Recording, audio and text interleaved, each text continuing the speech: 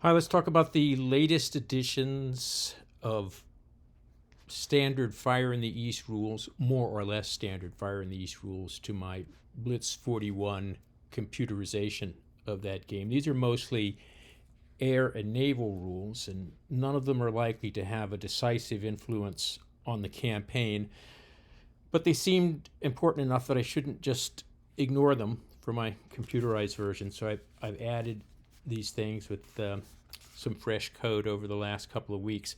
Let's start with air transport of supplies and units. So before I start actually demonstrating any of this stuff, I need to note that, as usual, I have made some artificial adjustments to the situation, although the information up here says that it is game turn 0, which is the Axis surprise movement, surprise attack turn. There's some things, for example, Soviet interceptors are not allowed to fly during the surprise turn, but I wanted to have some Soviet interception as part of this demonstration, so I have artificially adjusted this under the hood so the system really thinks that it's game turn 1, even though it says game turn 0 up there.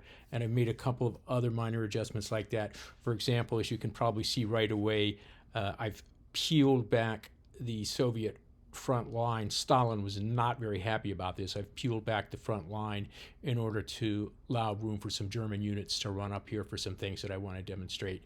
So don't expect that the game will actually look like this when you set it up and play it. Anyway, getting started with air transport of supplies and units. Everything is available on the entire front. And if we run down here, we can look all the way down to the Black Sea and all the way over to Stalingrad, and all the units are set up and everything is completely ready for play. I'm focusing up here just because it's easiest to do that for the demo. We could really do this in any part of the map.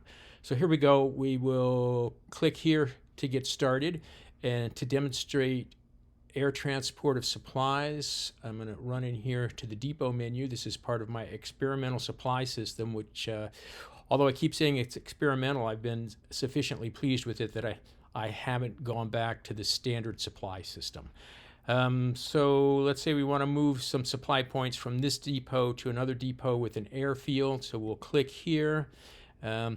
This provides us with the opportunity to give these supply points some fighter escort if we want, so we'll say that. Enemy fighters to intercept, which normally can't happen on the surprise turn because the Soviets aren't allowed to fly interception on the surprise turn. We'll go ahead and throw in a few here just for the heck of it, and then we decide how many supply points we want to move. I'll say 12, so each 12 supply points or a fraction thereof requires one point of air transport capacity. There's really no place in particular where we would have any need to move these by air right now, but just for the heck of it, we'll go ahead and say we're going to send them over here to, if I can pronounce this correctly, Gdynia, is that right? Anyway, whatever, we're going to go over here and say that we want to move those supplies. We'll send them over. We'll see what happens. So 2 interceptors managed to get themselves into position to intercept. So we have 1 transport, 12 interceptors, 12 escorts, and 2 interceptors. The transport mission fired 12 times and got 2 hits. So that knocked out those 2 guys who got there. The interceptors fired twice, made 0 hits. No supply points were lost during transport, and the supply points all landed safely over here. So if we look, we can see that the supply points were deducted from here and added to here, and also we can look and see that the air transport capacity went down from 6 to 5. So that's a pretty simple thing. You don't really need to do that on the surprise turn, but just for a demonstration. So let's get out of that, and let's run back here and look at the movement screen again. And so if we want to move units by air transport, so we could click right here And if we click right there, it's going to tell us right off the bat, well, wait a minute, all those units that you selected, that's not going to cut it. They can't have heavy equipment. There are too many REs there, and so forth. And you can, by the way, if you want to, you can break down divisions because it knows that we have at least one division in that hex. So there are actually a number of things that we could transport by air. Those engineers would be available, the construction regiment, and that's about it. But just for the heck of it, let's go into the breakdown, and let's take, what's that first one, the 61st. Let's break that down into unsupported components, and we'll go back to movement. And when we look here, we'll see now that we have these breakdown regiments. And of course, the headquarters has heavy equipment, so we can't move it by air, but we'll take those 3 unsupported infantry regiments, A, B, and C, and we'll move them by air. So we'll go here, and let's send them someplace else. Let's send them to Königsberg. You can see how the circle appears there. So we'll go to Königsberg, and let's just skip the escort and the interception for this, and we'll go here, and we'll see that the results of the transport, that there was no attempt to intercept the transport mission, and that all 3 of those regiments arrived safely at the destination. All right, so again, I don't know why anybody would want to transport those regiments from the front line back to Königsberg in the surprise turn, but that can be done if needed.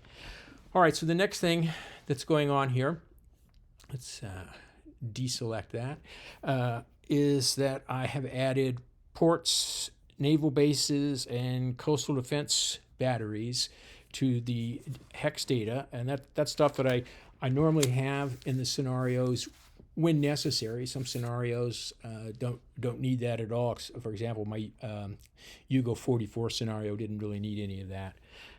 So I added that in. By the way, I got the port capacity data and the naval base data from the total war maps that seem like as good a place as any. So if, for example, we look up here, and we'll give this guy a click, and we can see we've got an air base. The Soviets have some supplies in there. This is also a Soviet rail cap city, and we can see that it is a minor naval base. So I skipped over this one. It's a major port with 12 RE capacity, so the system keeps track of the nominal capacity, the capacity that has been used each turn, as well as hits suffered on a particular port, so that it always knows what's going on and what the available capacity is at any time. And also here we have coastal defense batteries, so we have 2 points in there. So while it's the Axis turn, let's look at one of the other new features, and that's a new bombing mission, and that allows players to bomb enemy warships at naval bases.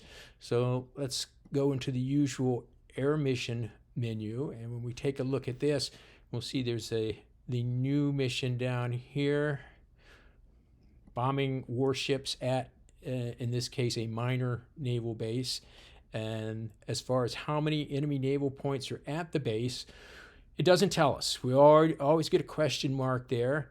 Yeah, you know, I often do things like this that are a little bit contrary to the rules in Europa. If you're playing rules as written, you always know everything there is to know about the enemy.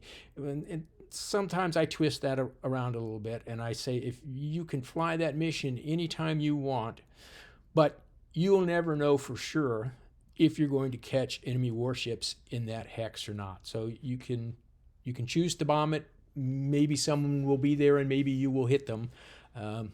That's just the way I decided to make it work.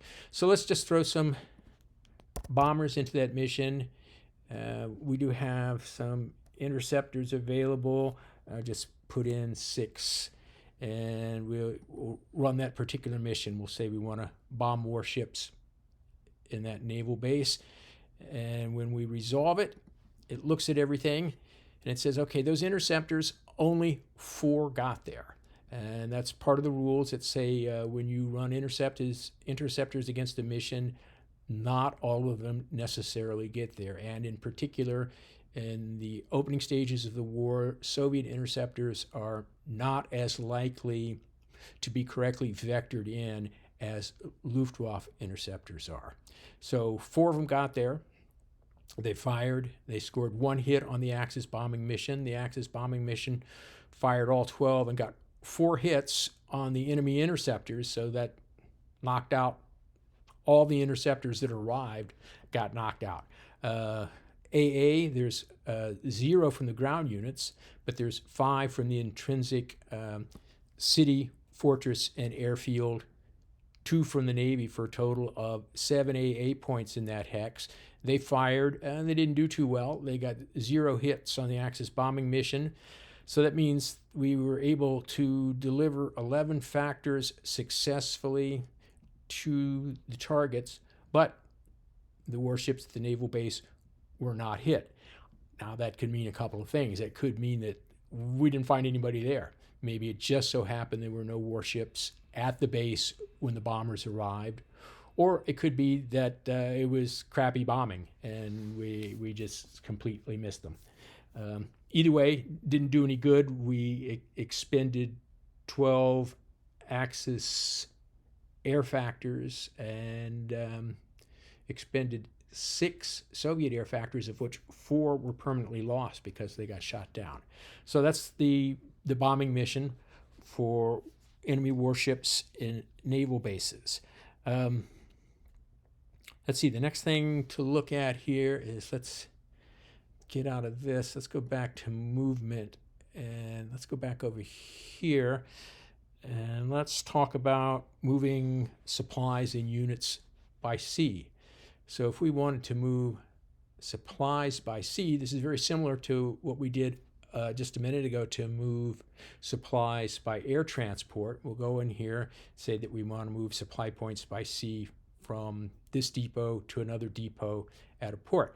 Now, keep in mind that the system is paying close attention. It knows whether we're dealing with a port hex or not, and if it is a port hex, it knows if it's in the north, which means the Baltic Sea, or in the south, which means the Black Sea.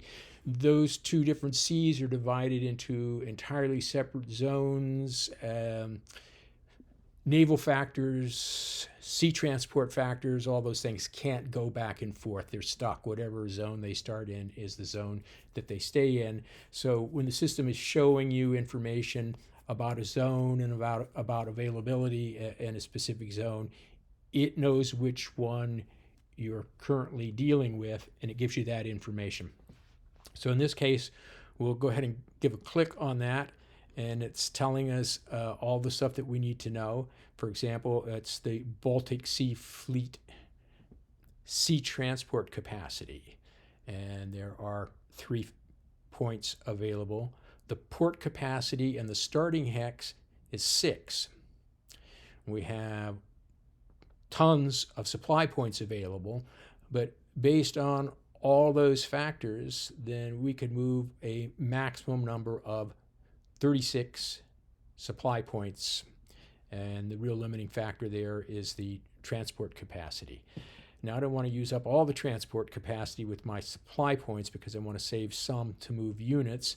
So I could say, for example, I want to move 10 factors.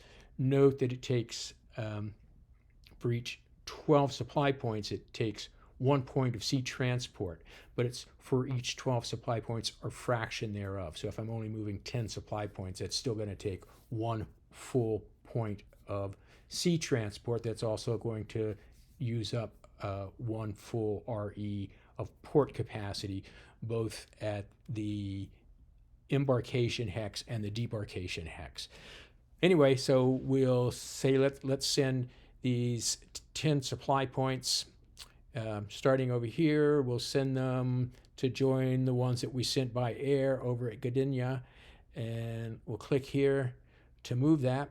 Now, in order to get there, moving at sea there's always a danger zone. The only question is, how high is the danger? It could be none whatsoever, which basically is reserved for warships that are sitting around in Kronstadt not doing anything. It could be low danger, it could be medium danger, or it could be high danger. Whatever the danger level, except for the none level, there is a chance that the sea transport will suffer hits due to the danger zone, and or the chance that the sea transport will be turned back and not get through to where it was trying to go. In this case, the danger level was low.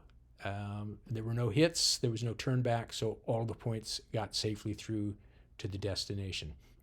We could look here, by the way, and because we could transfer more to either the same port or a different port if we wanted to, and we can see that for each one of these destination ports, it tells you what the port capacity is. Notice this one went down from 12 to 11 because we just used some of that port capacity, and it tells you that the danger level is low for all of these, which makes sense at this point for the Axis player. As you can see that even if the Axis player and the Soviet player are operating naval forces in the same area, even the exact same hex, that doesn't mean that the danger level will be the same for both of them, because the danger level depends on where that hex is and what ports, naval bases, and so forth each side owns in that area. Anyway, so that is moving. First of all, we did supply points. Oh, we did supply points. We've done supply points. So yes, I should tell myself to move on and do units here. So let's cancel this because we have moved some supply points. We'll get out of here. And now let's move some units by sea. We already moved some units by air from here to Königsberg, and we want to do now sea. We had 3 points of sea cap. We used 1 point for those supplies, so we have a couple left. So what should we move? Well, we definitely don't have enough capacity for all those guys. Let's take that divisional breakdown headquarters, and we could take this assault gun battalion. Now, note that the assault gun battalion, because it's combat motorized, counts double. So right away we're going to see that's our full 2 RE capacity. So we'll go ahead and ship this. If we try to take too many REs, it would just tell us you can't do that. You need to leave out some of these guys. So here's the list of the units that have been selected to move. It tells us about what it costs in terms of sea transport as well as port capacity. We have those 2 points of sea cap available. We have 5 REs of port cap available here for embarkation, and that means the maximum we can do is 2, which is what we have selected. And let's send these guys over to join those regiments in Königsberg, I suppose. Once again, these guys have to run the gauntlet through the danger zone.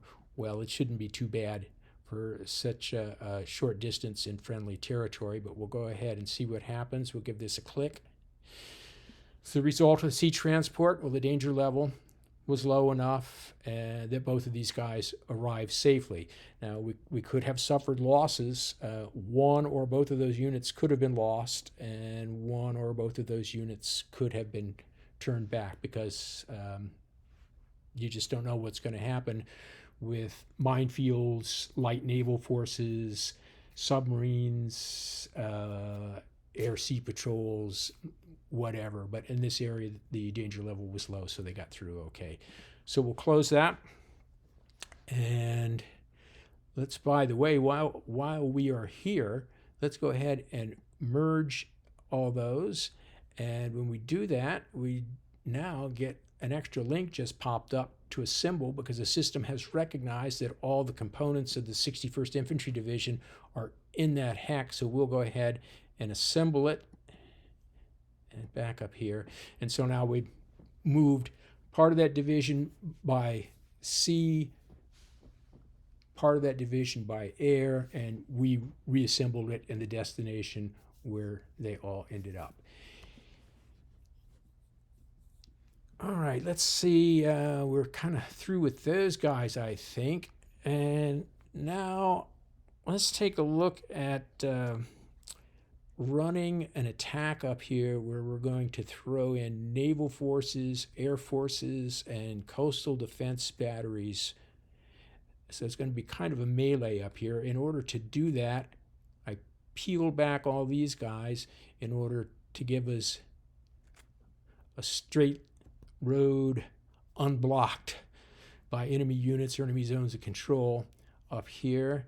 And by the way, this more than anything else was just for the fun of it, but I added a feature that allows me to rotate that unit. And if I want to, I can go up here and unrotate all the units on the map. And that doesn't really do anything except make me smile when I do it. So let's run down here and pick up these guys, and let's move them up to about here. That looks pretty good, and they could probably use some help. Let's see if these folks can make it up to here. Good, good. All right. So in that position now, we're going to, in the movement phase, obviously I didn't move 99% of my forces, but for demonstration purposes, we are going to, in the movement phase, and go into the combat phase.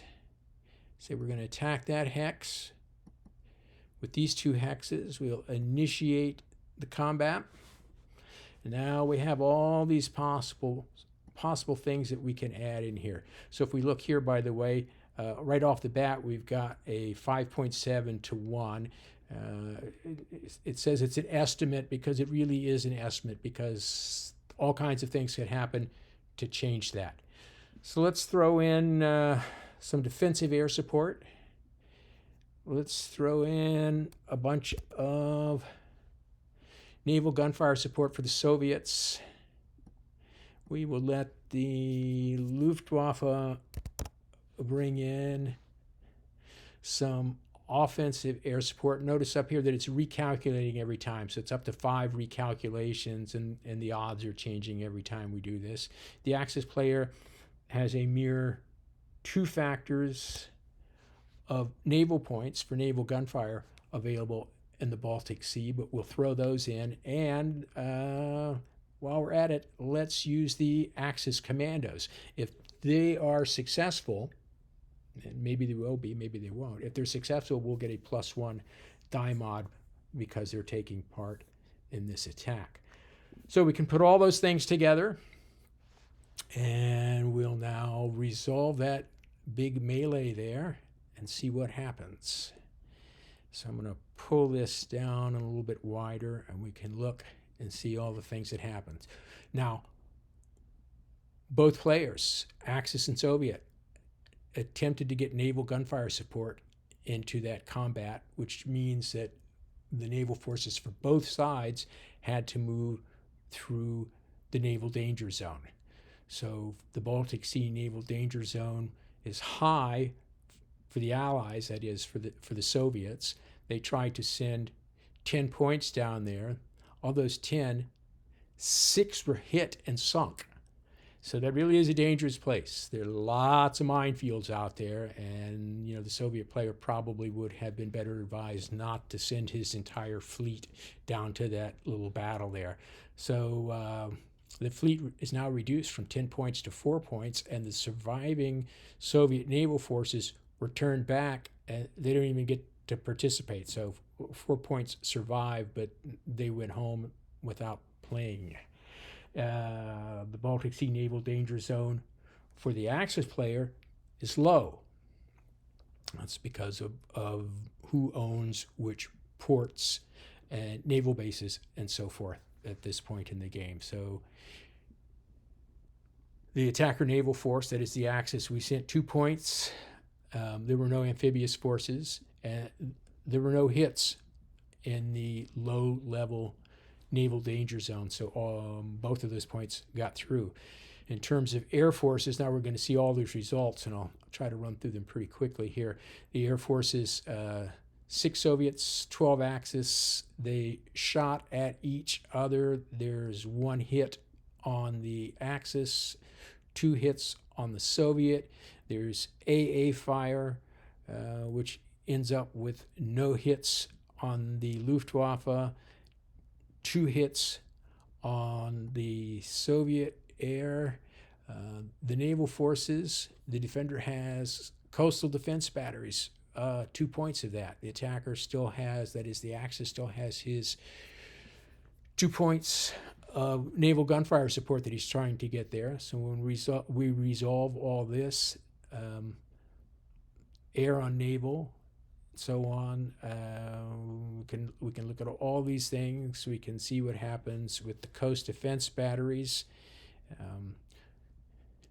And finally, when all that's resolved, we can see that those 2 Axis naval points did survive, and they can provide 2 factors of naval gunfire support to the battle. And when all is said and done, if we look down here at the bottom, we can see that we got a 5. The Axis commando operation failed, so there was no positive die mod. So the final die mod, the final die roll is 5, which comes up to a combat result of DE for defender eliminated after that giant melee. Now, we could have skipped all that stuff, except it was kind of interesting, and I wanted to show how all those things got resolved. We could have skipped that and just looked over here and see that it ended up 6-1 with the roll of 5, a DE.